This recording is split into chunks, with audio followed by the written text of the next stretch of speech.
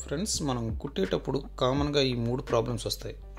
కుట్టు లూజ్గా రావడం, పూసకుట్టు రావడం, లేదా ఒకవైపు బాగా వస్తే ఒకవైపు ఫ్లాట్గా వస్తుంది.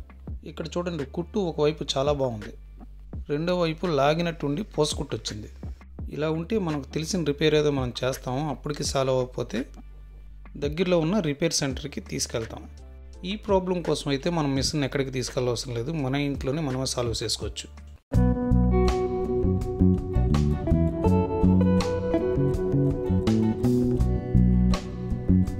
మీరు ఇదే కట్ చేస్తారు, కింద లూజ్ కుట్టు వస్తే పై స్క్రూ బిగిస్తారు, అయినా ప్రాబ్లం సాల్వ్ కాలేదు కదా.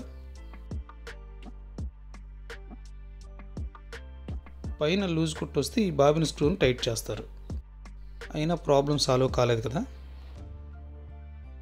ఇది ప్రాబ్లం, ఇది నిజంగా మనకు కనబడదు.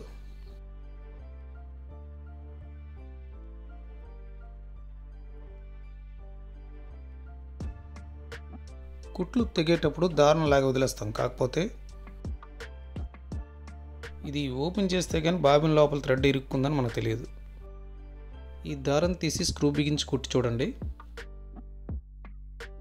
తేడా మీకు తెలుస్తుంది.